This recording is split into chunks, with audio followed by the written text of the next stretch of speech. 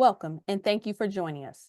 The American Society of Transplantation is proud to present today's webinar on evaluating prisoners for transplantation, ethical and psychosocial considerations. This webinar is hosted by the Psychosocial and Ethics Community of Practice and supported by the Living Donor Community of Practice, Kidney Pancreas Community of Practice, Liver and Intestinal Community of Practice, and the Society for Transplant Social Workers. I will turn this session over to Dr. Jody Jones, Chair of the Psychosocial and Ethics Community of Practice, for her official welcome. Welcome to today's webinar. I'm Jody Jones, the Chair of the Psychosocial and Ethics Community of Practice. On behalf of RCOP and the AST, I'm delighted to welcome you to today's webinar, Evaluating Prisoners for Transplantation, Ethical and Psychosocial Considerations. We are very appreciative to our co-sponsors. We encourage everyone to participate in the discussion at the end of the webinar. Right now, I'm going to turn it over to our moderator. Thank you. Thank you so much for the introduction. I'm Alexandra Shinkina. I'm one of the transplant hepatologists at University of Michigan, and it is absolutely my pleasure to moderate this webinar on this extremely important topic that, due to the rarity of this patient population needing a transplant, really does not get enough of attention. And so our presentations today will be divided in 3 presentations. We will start with Jackie Roman, who is a transplant social worker at the Henry Ford Health System. She has worked extensively with prisoners at her transplant center, and drawing upon her experience as a transplant social worker, Ms. Roman will discuss disparities in access to care faced by prisoners and the unique psychosocial consideration that arise for prisoners both while incarcerated and after their release from prison. Welcome, Ms. Roman. Thank you so much. And thank you very much for the opportunity to present today. This topic has also been presented at a conference at the Society for Transplant Social Workers as well. Next slide, please. I am a full-time employee of Henry Ford Health. I have no other financial relationships to disclose. Thank you. All right. This is presented as a case study where a 44-year-old African-American male prisoner who was serving year on a 26-year state prison sentence was admitted from actually from an outside hospital near his prison for worsening liver function. While he was admitted to the hospital, his condition gravely declined as he was being evaluated emergently for a liver transplant. After quite a long selection process that included the hospital ethics committee, the chief executive of the prison and their medical staff, and the full transplant team at Henry Ford, with multidisciplinary team discussions in between regarding his ability to give consent, the patient was eventually listed for liver transplant. He was transplanted within 2 days of the close of his evaluation and listing with a deceased donor liver. Next slide. Now, I apologize for the busyness of the slide. However, it just gives a kind of a progression of how quickly things move from him being actually listed through his actual transplant surgery. He was transferred from the outside hospital at Henry Ford due to the increasing liver enzymes and possible acute liver failure. At the time of his transfer, he was actually able to speak to us. He was very clear about his indication and motivation for transplant, that he wanted the opportunity to actually redeem himself at some point when he was released from prison. So he did want to be evaluated for a transplant. Both psych and social work at Henry Ford are initiated immediately for fulminant liver failures. And because this was a prisoner, we were unable to contact his family or any of his immediate next of kin to explain what was going on. So we were going specifically based on the patient and what kind of some of the guidelines that the prison had given us. The ethics committee was consulted because of the nature of the case, and they came back to us in less than a few hours, actually in the same day, with a yes, that it was okay for the team to move forward with the evaluation. Next slide. On day 3 of all of this, there was an informed meeting to determine if we should continue moving forward, because the warden at the prison initially said no, that she did not give her consent for this transplant.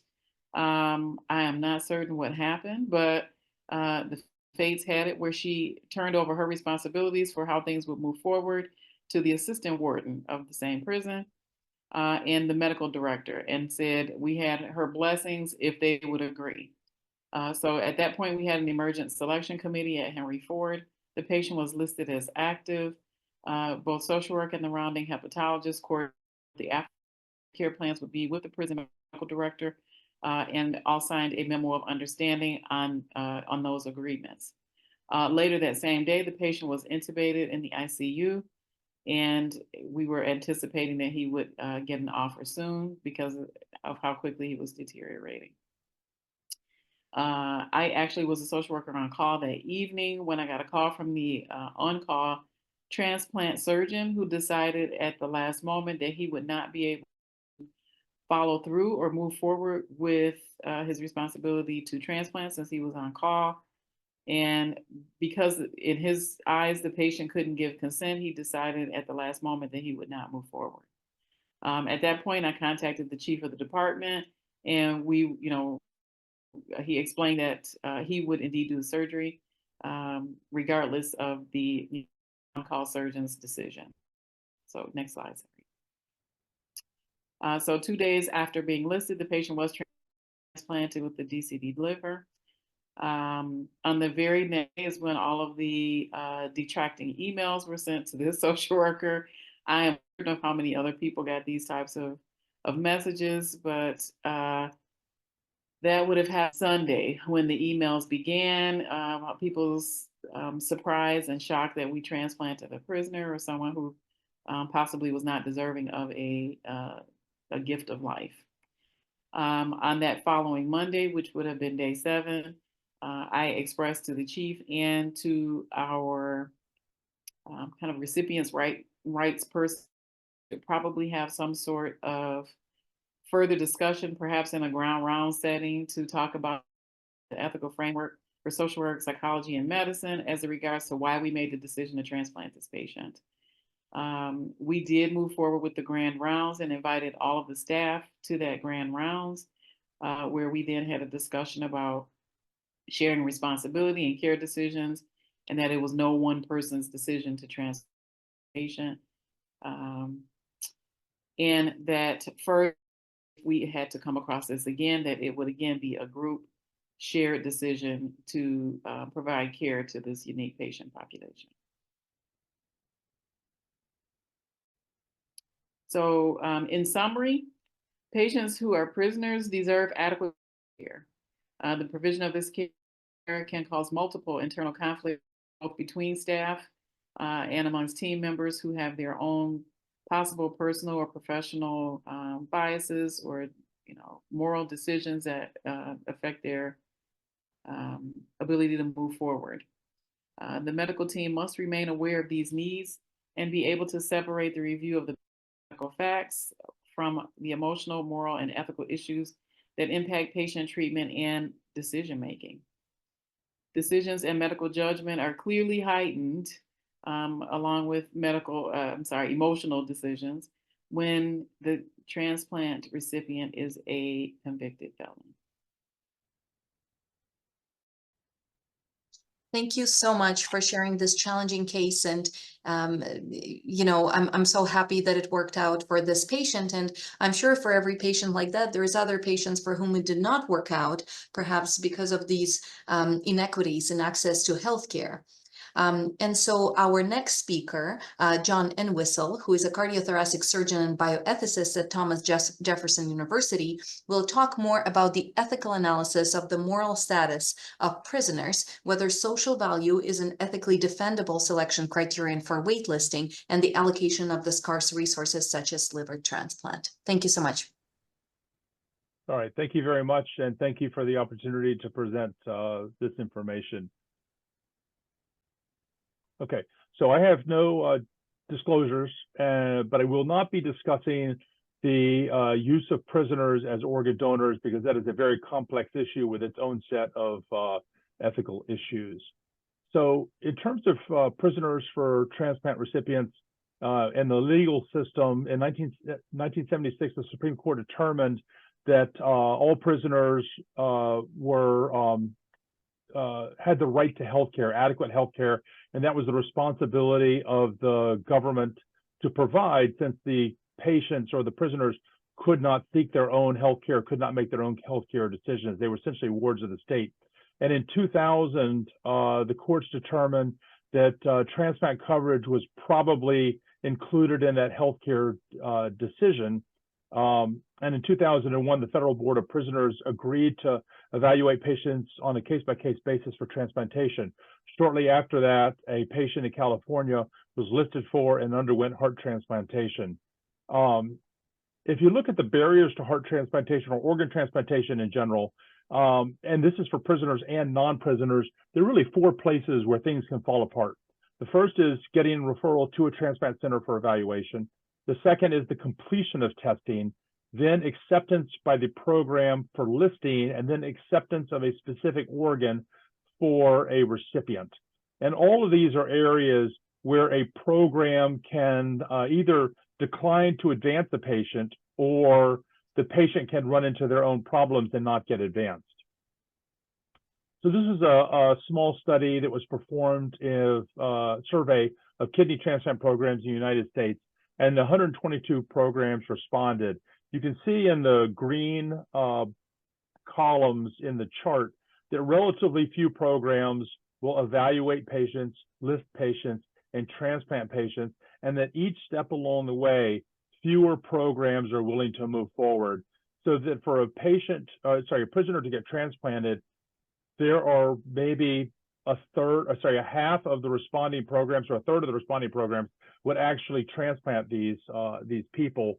And so it's very important to understand why this will happen and how to make it not happen. A couple of the programs said that they would actually take into account the type of crime, the length of sentence, and the likelihood of release when making transplantation decisions. Now, if we look at organ allocation in the United States, it's really based on 2 principles: the principle of equity and the principle of utility. Equity can be looked at as justice, and what you are looking for here is that similar patients or similar people have equal opportunity to get a transplanted organ. If we look at utility, we're looking at basically outcomes or beneficence. We want to try to maximize some sort of good outcome, such as the years of life added to a patient or the quality of life.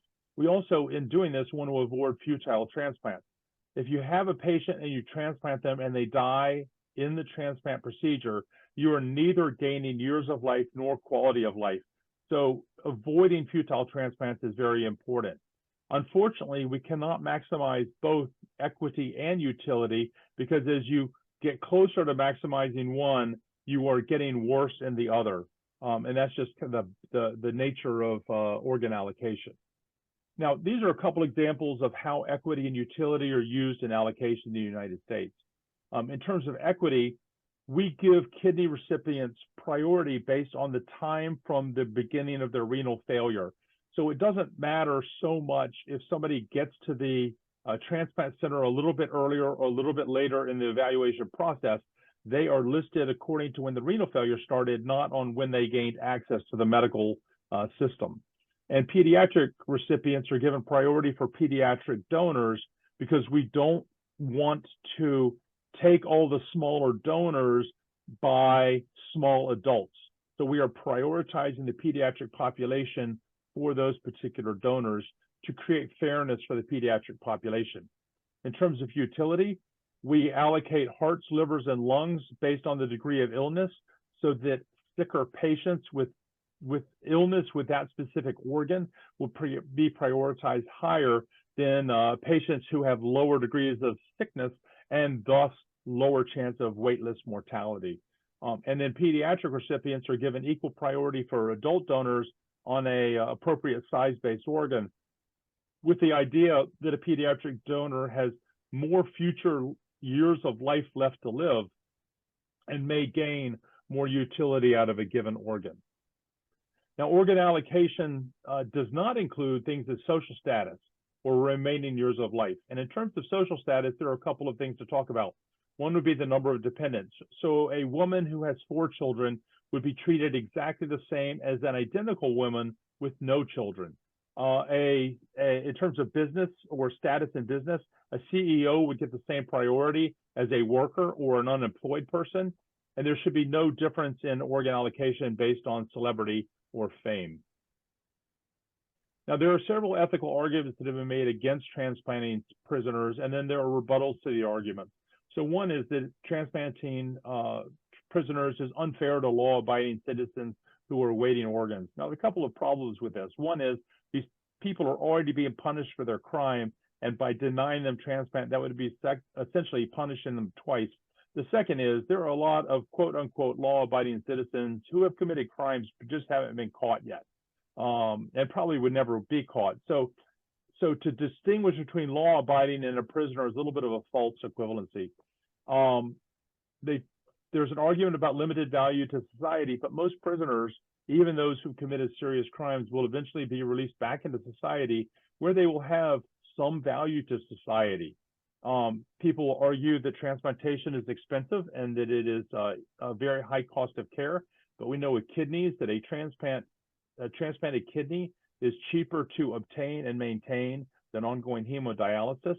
And people argue that this is a limited resource that should not be used in prisoners, but this is no different than any other subgroup or minority where we are dealing with a limited resource, and which groups or subgroups will get that resource. So the prisoners are really no different than that.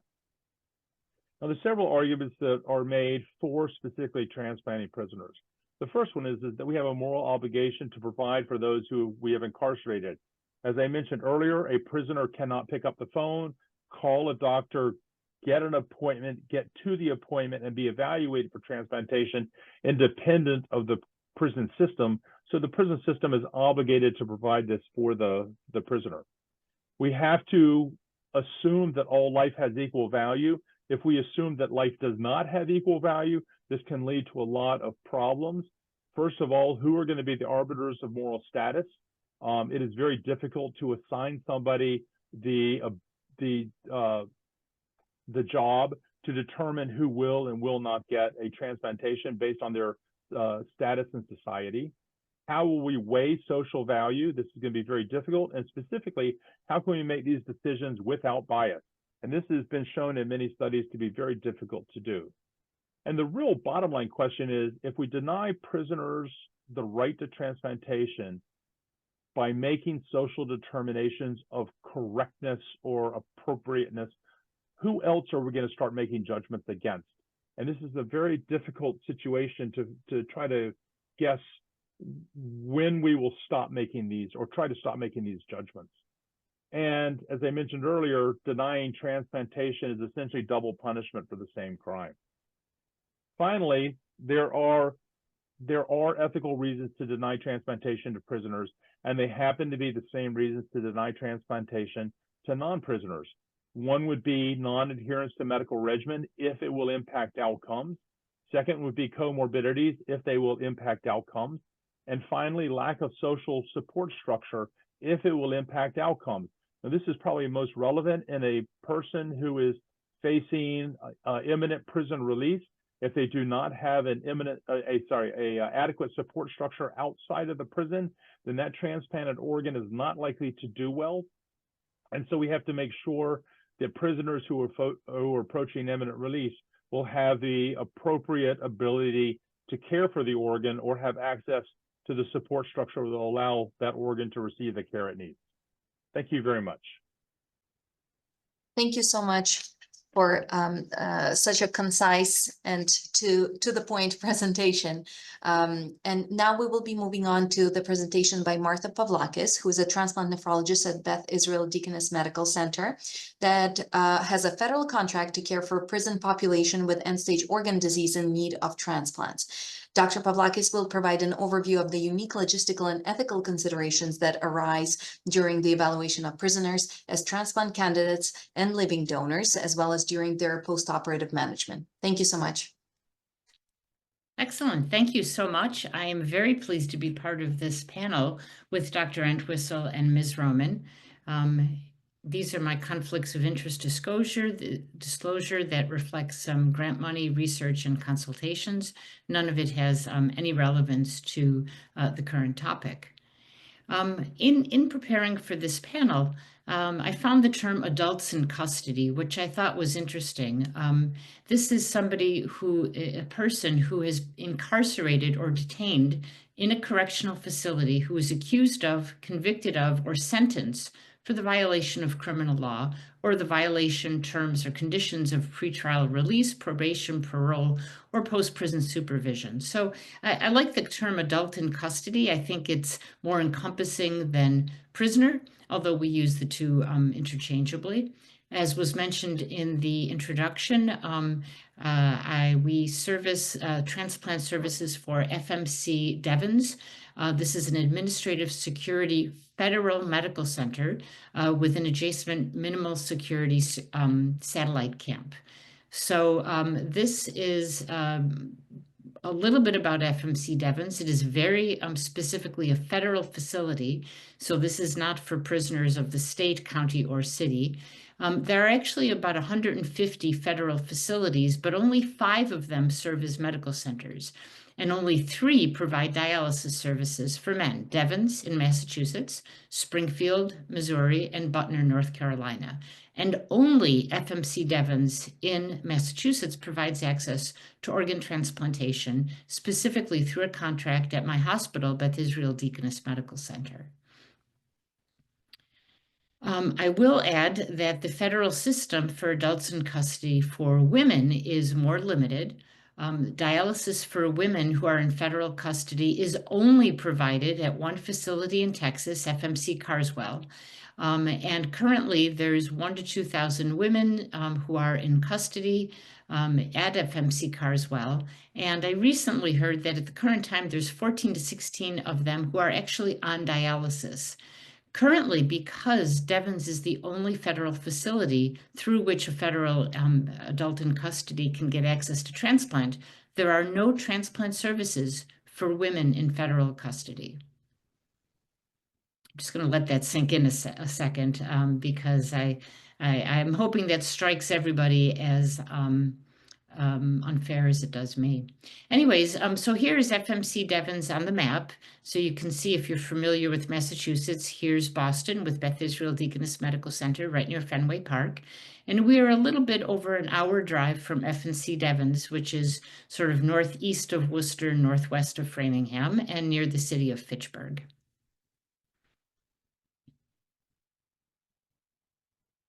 About, I think it was 15 to 20 years ago, we were offered the Devens contract, which previously had been held by another institution. The process we went through to accept that contract was very interesting. We had to address immediate staff comfort with the idea. We had to talk about safety and security procedures, the comfort of our patients who were not adults in custody. What was the financial relationship going to look like, and how were we going to coordinate care? This was an interesting process. I think most of us within the Transplant Institute were excited about the prospect. We did have one member of our multidisciplinary team who initially, when we started talking about it, said that they would only be comfortable participating if they knew what the offender had done. We talked about that at length, and eventually that person came around to the idea that actually what the crime was immaterial to the care we give people, echoing a statement made by Dr. Entwistle that it is really an ambiguous and not meaningful distinction to assign non-adults in custody as if everybody was law-abiding, and to be so certain that all adults in custody had actually done what they were incarcerated for. So we helped staff sort of back away from that. The level of security was actually provided by Devens. They, assign guards to accompany the adult in custody, of course, to every interaction. The advantages at a programmatic level for transplanting adults in custody were pretty clear to us. All of the people sent to us were actually pre-screened by the FMC Devon's staff specifically for transplant. The workup was coordinated and largely done at the FMC Devon's, including a very thorough psychosocial evaluation.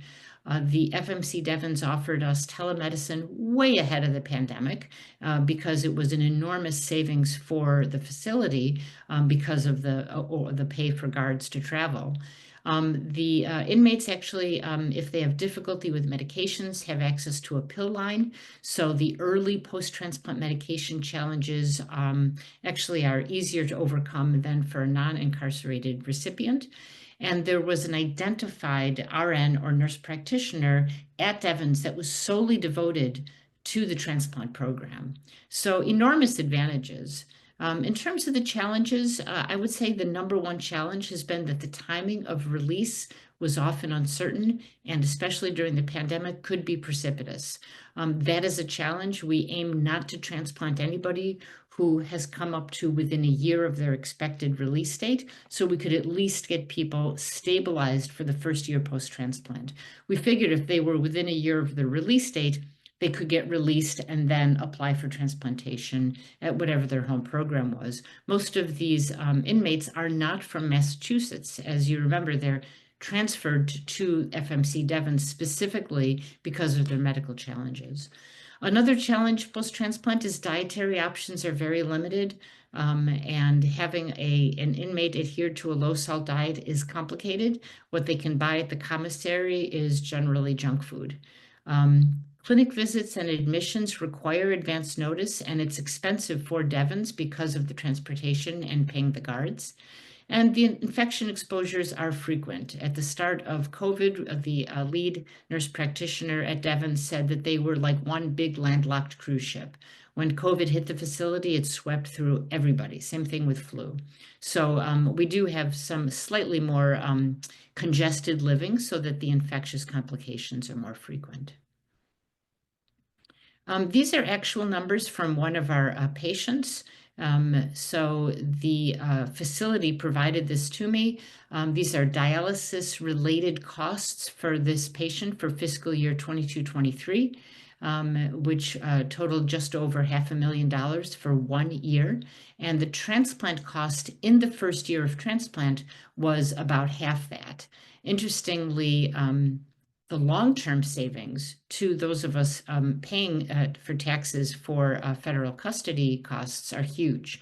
So as you can imagine, after that first year post-transplant, the costs are about 1/100th of what it costs to keep somebody healthy on dialysis.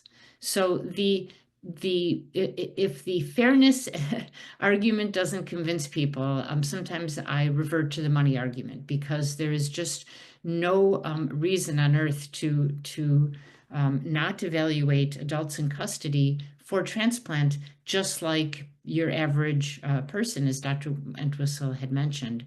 The barriers being the costs to the facility and access. So I'm not sure this is replicatable outside a very special facility like FMC Devon's that provides specialized medical care for the federal inmates in custody. And with that, I will stop. Thank you so much. I would like to invite all three speakers. We have a lot of questions, and I see that some of the questions are aimed at prisoners being living donors. And I just wanted to mention that the AST PSECOP ethics webinar is actually a two-parter. So today we're going to be discussing adults in custody as a people who need a transplant. And then in a couple of months, there will be another webinar on the related topic of prisoners as living donor candidate of ethical and psychosocial consideration. So we will table some of those questions for now and try to address questions on adults in custody as the recipients or in need of transplant. So the first question that I have here is probably for all of the panelists. When a federal inmate is released after transplant, Are there any measures in place to assist with the continued provision of care and medications? Is there any data on outcomes on how this population does, as many of these folks may not have insurance coverage? We begin talking about possible release with the inmates shortly after transplant, once they have recovered. Some of them have very long sentences, so it becomes less of an urgent conversation. Although, as I said, occasionally release is precipitous. The federal system, my understanding is that they provide access to Medicare for those adults in custody being released for 1 year post-release. So they are not just, the gate opens and goodbye, good luck. They have access to insurance, and the facility forwards all their medical information to their receiving medical team. Some of them came from communities where they already had nephrologists and doctors arranged. Others have to find it for themselves upon release. And I'm not sure the degree to which the facility assists them when they don't have a specific plan in place. I will say that I don't have any metrics on how they do post-release. We don't specifically follow them. Our contract for their care terminates upon their release. I'm sorry. Go ahead. No, I was going to ask for your input. Okay. At Henry Ford Health, we've only done one liver transplant patient for an adult in custody. So ours operated a little bit differently at the outset. We had to kind of establish what the guidelines and the expectations of us were for moving forward with the Department of Corrections. Once they signed the memo, that meant that they would also their end up. So the patient insurance was never really an issue. Our folks who are in custody, adults in custody, are covered by Michigan Medicaid. So he had Medicaid from day one. And at the time of his surgery, he was at year 11, a 26-year sentence. So he wasn't going to be leaving anytime soon. We just asked them to uphold their portion of the expectation by returning him to our clinic twice a week after the transplant surgery. And they did do that. That's great. Another question was, is there any consideration given to the patient who is on death row, but whose execution may not be scheduled for a few years off? Or if there's any consideration given regarding the nature of the inmate crimes? I think Dr. Pavlakis had addressed one part of it, but what about adults in custody who are in death row? So death row, as we know, death doesn't always happen in death row. People can live on death row for decades, and adults in custody on death row are allowed appeals. If we deny transplantation, and if it is a life-saving transplantation such as a liver or a heart, we are essentially denying them the appeal process. So I would think that most ethicists would say we should go ahead with a transplant on death row, although you could make the argument that if they have exhausted the appeals and that it is imminent, that would not be appropriate. That would be a very, very small minority of people. But certainly in somebody who's on death row, where there is significant amount of time between the time of transplant and the time of execution, we are denying that person their appeals and the right to several years potentially of healthy life. I could just add in, I agree with that completely. I know for the federal system, there is quite a process of elimination before they get to us. So they're actually, the inmate has to express an interest in transplant to their dialysis coordinator at their facility, wherever they are. Then they get, their name gets put on a list based on dialysis start date. Then they go through the workup. Then their workup is reviewed by the Devens facility. And if it is approved by that committee, then they are transferred to Devens and referred to my institution. So they try to ensure that only patients who they consider ideal candidates and who will be responsible with their new organ are referred. And so that process of elimination happens well before we see them. However, I will say since we don't know what they did, we don't know who is on quote unquote death row. So I'm not sure if they are actually referred to us, but we try not to take any of that into consideration once they get to us. Understood. Another question was, is it ethical to deny transplant evaluations to prisoners if the prison facility is unable to commit to the required post-transplant care, such as medication administration, follow-up clinic visit, or timely procedures such as labs and liver biopsies? So I would answer this in two ways. First of all, I think we have to be stewards of care of the organs, and we have to use organs in a way that they're going to be used correctly. So I would say from an ethical standpoint, if you were going to put a person into a situation where they cannot care for their organ knowingly, that's a problem, and we should avoid doing that. But on the other hand, is a problem if the prison cannot provide those things to the adult in custody. Therefore, the biggest issue is with the prison and the prison administration itself. And that is where the fix needs to be. Our next question is for Dr. Entwistle. So as you noted, there are many transplant centers who will not take adults in custody, and some make referral decision based on the type of the crime. And one of our listeners find that especially troubling, considering that estimated 5% of incarcerated people are actually innocent, and the justice system does have inequities to it. Do we know if there has been any efforts to push back against these transplant center policies, any efforts to standardize access nationally or through UNOS? That's a very good question, and I don't have data on that. The information that I presented in my slide was only in abstract form, and I can't find it published anywhere. So I don't think that even the group that has worked on that area has gone much further than what they presented. But I do think it's important to look at all the reasons behind these issues before we can understand how to fix them. Absolutely.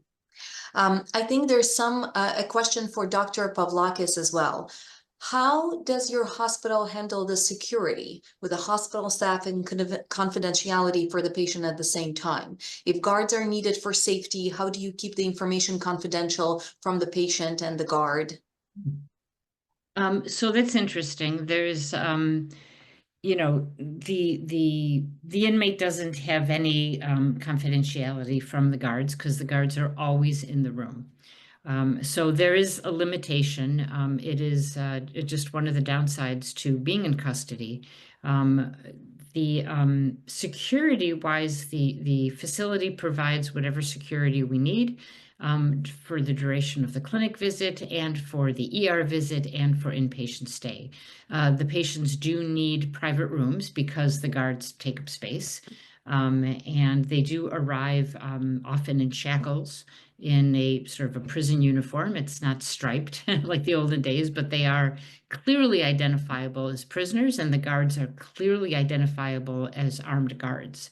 I will say I've never heard that anybody feels unsafe taking care of these patients, but it does, you know, the usual, I'm asking patients, for instance, about substance use, current substance use, you know, you're asking them right in front of the guards. And that is just something we've never really found a way around. But I do, in my own mind, balance it with the idea that they are getting access to life-prolonging, life-saving treatment, and they are in the vast minority of inmates who have access to this, so it's all to their benefit. But there are limitations to their privacy. Finally, the one thing that they are not allowed to know is the date and time of their appointments. So, for example, if I say to a patient, okay, you're scheduled to get your urinary stent removed and urology next week, Tuesday, the guard will say, not anymore, he's not, and we have to cancel the appointment to make another one because they specifically are not allowed to know when they are going to be outside of the facility. And again, that's a security concern. I think theoretically, if they got the information to somebody else, there could be an attempt at a prison break on the van, basically, transporting them. But these things honestly do not feel front and center in the care of the patient. Once the novelty of caring for somebody who have guards in the room wears off, they are just like any other patient. I know that we have no communication with patient's family at the Transplant Institute. It is one of the, I think, prerequisites set up by the facility. So FMC Devens, you know, kind of instructs us not to communicate with any family members. Again, I think for security concerns. Even if the adult in custody gives you the permission to do that? No, You it's just all cannot. the coordination happens at FMC Devens. They speak to the family. And Mhm. they are a, you know, very fully staffed medical facility. So they have physicians and nurses and NPs and dialysis access and you know, vascular surgery goes there. So they have kind of everybody they need. Mhm. We defer all that communication to them. Yeah, and we've had that issue with Dr. Pavlakis was even with non-transplant patients.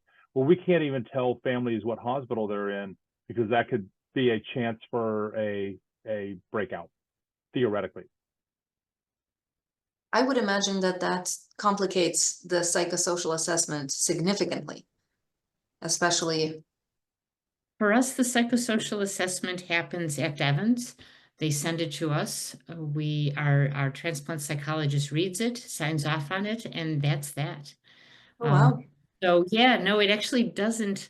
You know, we can ask the patient, you know, where are you from? Do you have any family back there? Are you in touch with anybody? You know, especially if a release date is imminent, that's Mhm. really important information, but we don't communicate with them. Oh, wow. So we have a couple of questions for Ms. Roman. One of the questions is, can you speak more to how the transplant evaluation team engages with patients' family and healthcare proxy? Is there any special considerations, restrictions in this patient population? And do you use a CPAT to calculate the psychosocial risks for adults in custody? Okay, we do not use this iPad. We have our own evaluation. We have gone back and forth about using this iPad because of the revelation of risk and you know how that can be weighed evenly no matter what patient it is. But the social work leadership just refuses to bend on that one, so we are not using this iPad. In the instance where we had our liver transplant, and we have not been able to, at least from the direction from the prison was that we were not to be in contact with the patient's family for risk of family members or friends showing up at the hospital to visit or, you know, to make plans to do anything else more sinister. So we were not allowed to contact the patient's family or any of their, what would have been decision makers outside of the corrections environment. That was one of the only restrictions that the Department of Corrections for Michigan put on Henry Ford Health if we were to move forward.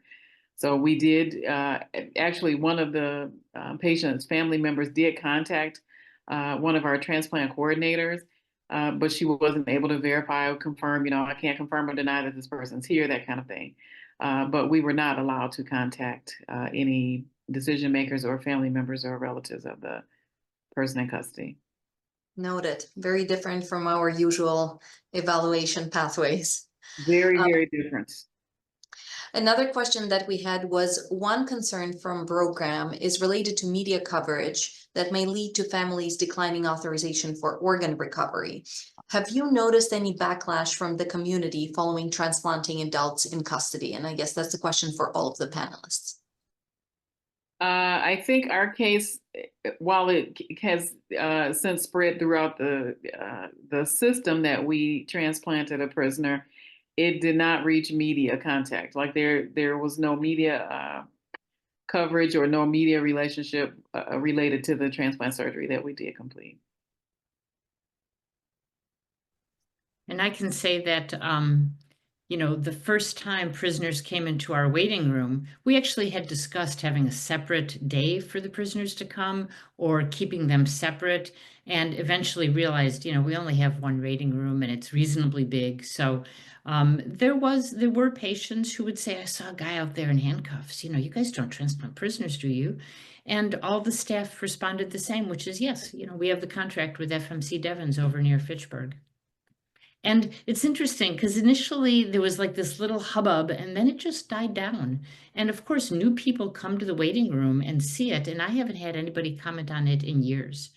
So I think it just becomes standard and it no longer becomes a thing. We did have a unique situation where, you know, every so often you get people come to the transplant center to be living donors randomly, anonymously, saying, I'll donate to the person at the top of the list.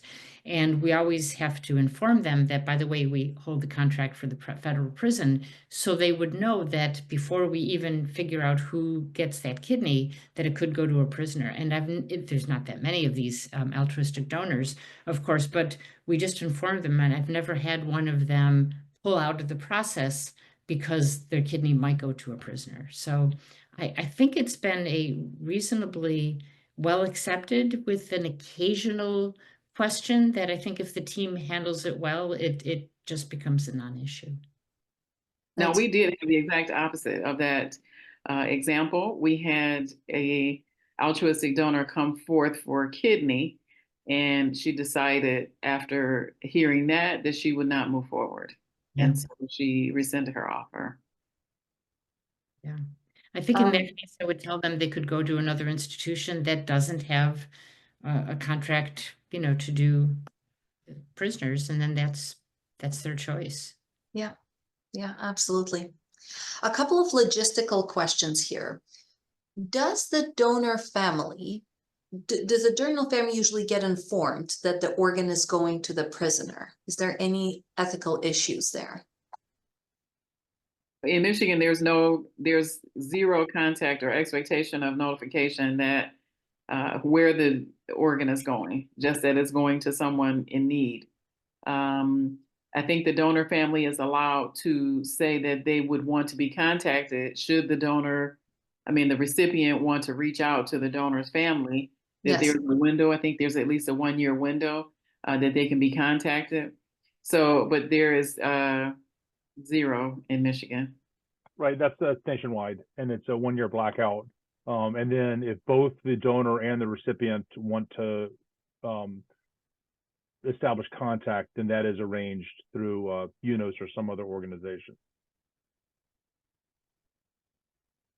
And that definitely makes sense. And that also answers one of the questions that another listener asked about whether a transplant recipient could receive a letter in prison from the donor family, which it sounds like that would be possible if both parties are interested in it.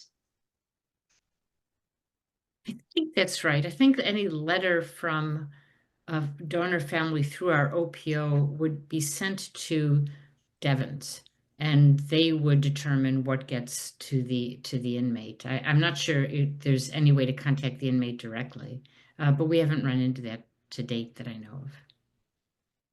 Right. Well, I think that concludes our questions. Do any of the panelists, do you guys have any other advice, concerns, any experiences that you would like to relay to the people who are participating in this webinar? Okay, well, thank you so much for sharing your experiences. It's greatly appreciated. And to our webinar listeners, please stay tuned for part 2 of this series when we talk about adults in custody as living donors. Thank you all so much for participating. Thank you for you.